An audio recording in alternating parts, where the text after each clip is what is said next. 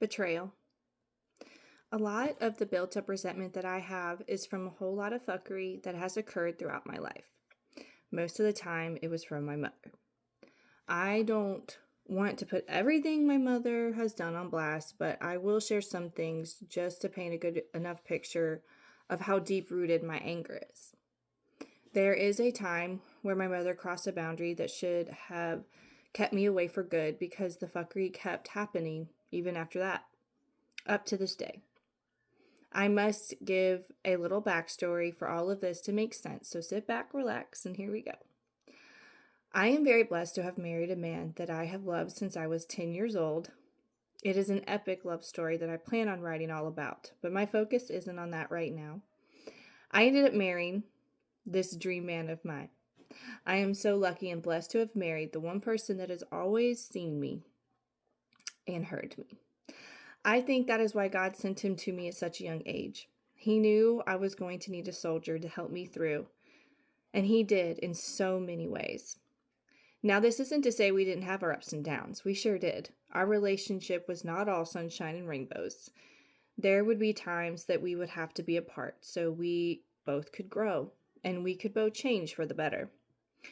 Where this story occurs was at a very hard time in my life. My husband and I had called it quits after about 9 years, and I had to move in with my mom out of nowhere. I was just too devastated to have to stay in that apartment that held so many memories, so I moved in with her. While I was grateful, that turned out to be an awful choice. I went through the ringer living with my mom at that time. I had a full-time job, thank goodness, so I just kept myself busy. I did have that best friend at the time that I've mentioned that I had to say goodbye to. While again, I am grateful for her being there for me at that time, it doesn't change all the narcissistic shit she was always putting me through. I would sit there sometimes and feel so alone because the one friend I did have treated me like shit a lot of the time. At this point, I hadn't seen yet that she was a narcissist. Anyways, I had been living with my mom for a while at this point. She had continuously gotten worse drinking throughout this time. Again, I was 26 at this point in the story of my life. And did I mention that the reason why my husband and I had split at the time was because of my own drinking problems that I talk about. He just couldn't take it anymore, and I don't blame him for that. I had to go off on my own and figure my shit out. I decided to quit drinking right then and there, and I haven't drank since.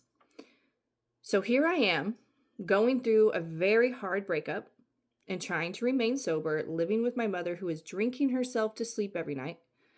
She decides to get a dog at one point.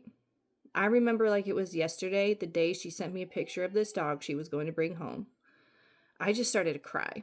I knew this was going to be a disaster, and I was right.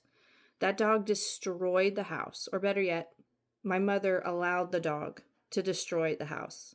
This place was so nice when I moved in, and the day I moved out, it was absolutely disgusting. Now, to the reason I had to move out. Now, remember, the house is absolutely disgusting. At first, I would come home and try and clean up the floors the best I could, but I finally just couldn't do it anymore. I didn't decide to have this dog or had the mental capacity to take care of a dog. She wanted this dog, so she needed to take care of it. Anyways, the house always smelled terrible until you would walk into my room, where I tried to make it a sanctuary for myself. Those four walls hugged me at a time. I felt very alone.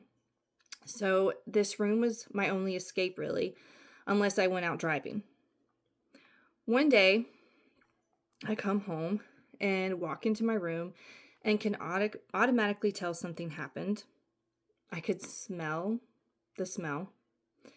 I noticed a pillow of mine on the floor, and I smelled the pillow, and I could smell my mom.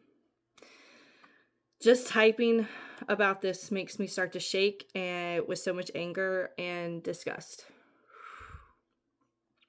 She had literally gone into my sacred space and had sex with a man on my bed. A grown woman chose to go into her grown woman daughter's room and have sex on her bed because the whole rest of the house was that disgusting. This man also was someone who my mom had been dating almost since right after my parents split. I never liked him, and she knew that. He always talked down to my mom in such a way that it triggered me. It was just like the lady that at the beginning of the story that was the trigger point for all this talked to her. It was the way my dad talked to her growing up. It was just a big trigger for me to have men speak to her, or anyone talk to her like she was dumb or something. Talk down to her. Anyway, I still can't believe she had crossed such a boundary as this. This was dark. This was awful. I stood there in such disbelief. Then I got angry. Things work in mysterious ways because she was not going to be home that night till real late for some work thing. I texted her right away. Did you have sex on my bed? What the fuck? I am done. I'm moving out. I don't remember her saying anything after that. I threw all the sheets and stuff off the bed and immediately threw it all in the wash. I was going to have to sleep on this bed, in these sheets, so I had to wash them. My heart breaks for myself thinking back at this moment. I tried to call my ex for help. He did not answer. I tried to message my friend. She did not answer. I remember sitting there curled up in the corner of this room feeling alone and defeated. I knew I had to get out, and I went into crisis mode. I called around, made an appointment for a tiny apartment the next morning, called the cable, called the electric. I basically got all the balls rolling. I packed everything and was gone in 2 days. My mom's only thing she did after that was give me some money to help me get started. Like that was just supposed to erase the disgusting boundary she had crossed. I know now that I have held that anger, and it's time for me to heal that. Later on, she would mention this man's name, who I already disliked before this incident, and it was like a dagger every time she did. My husband at one point even told her, as nicely as he could, don't mention his name around her. She doesn't like him at all. And she still did. She probably doesn't even think she did anything wrong.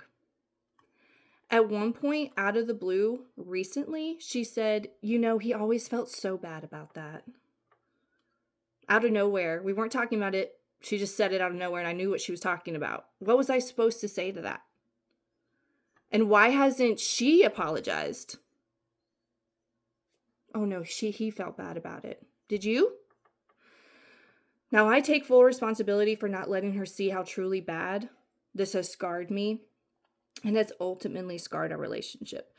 This situation severely violated my personal, physical, and psychological boundaries. This was a huge fracture with my mother and I, but it's not the only one. Stay tuned for more. Love y'all.